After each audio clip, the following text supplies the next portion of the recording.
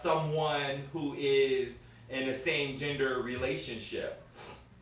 And it exactly equates to a time when African Americans in this country were transitioning from slavery to freedom, and it created a divide in this country because people refused to respect a person that was different from themselves, because we were trained to think that at this time when slavery was enacted, we were trained to think that blacks were less than equal to whites. And because women as well were less than equal to men, women didn't have the right to vote. They transitioned into an era where women were granted the right to vote.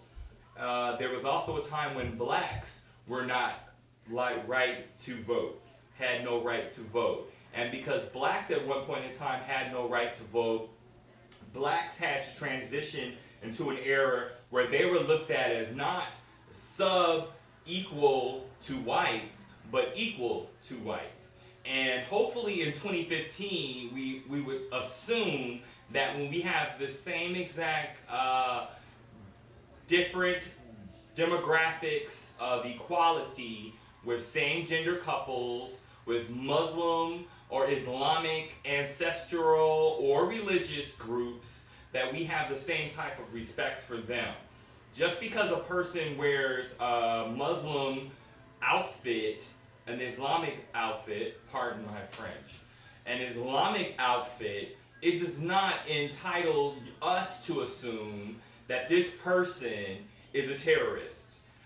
Terror, okay, is the act of violence to induce control and fear. All right? When a person wears an Islamic outfit in public, they are stating, I am Islamic. My religion teaches me that I have to wear this for this reason. And it is partially our ignorance when we think that we have the right to shoot, fire, attack, slander someone because of their rights. Blacks, specifically, should be the last people to assume that someone is less than equal because of their religious belief, because blacks were judged by their color. Whites as well. The United States was fundamentally built on people who came from Europe to this country, integrated with our society. When they integrated with our society, these people were ostracized from Europe for whatever reason.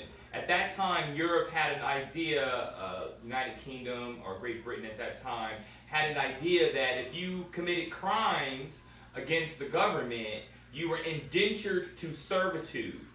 And if you were failed to provide supporting collateral evidence for how you can get yourself out of servitude, you were criminally charged and you were outsourced to Australia, the United States, or the colonies.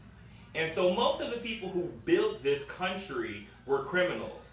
And because we know that most of the people who built this country were criminals, the United Kingdom doesn't regard us as criminals or subordinates of ourselves, but people who were able to take their past criminal, poor lifestyle choice and develop a new positive lifestyle choice. And they did that through the American Revolutionary War against Britain and France, the Louisiana Purchase, where we purchased all this land and almost went bankrupt from it.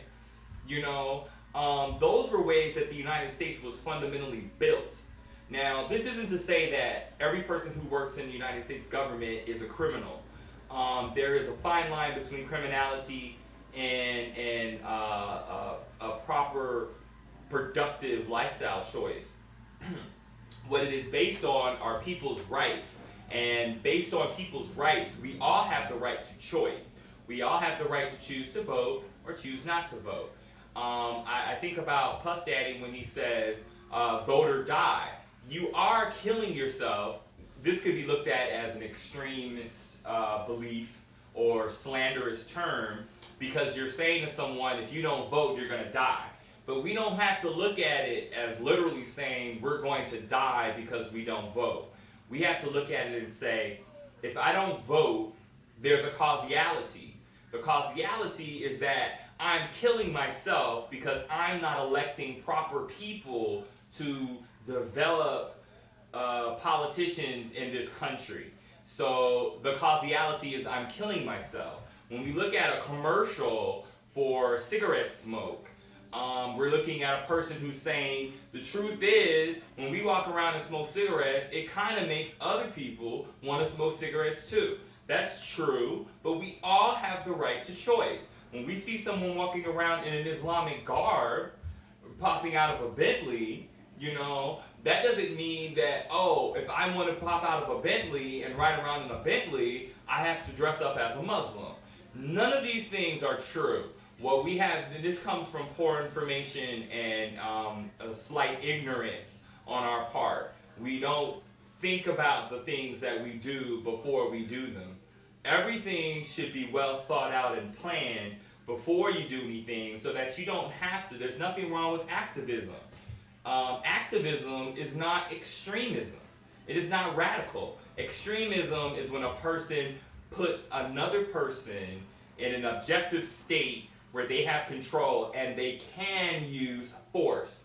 A lot of the ways that law enforcement have dealt with people who are committing crimes where they use excessive force and they monitor a person predatory or pretoratory, which means that they're specifically looking at this person and these types of people, and these types of people are extreme. They are actually violating civil rights by doing so.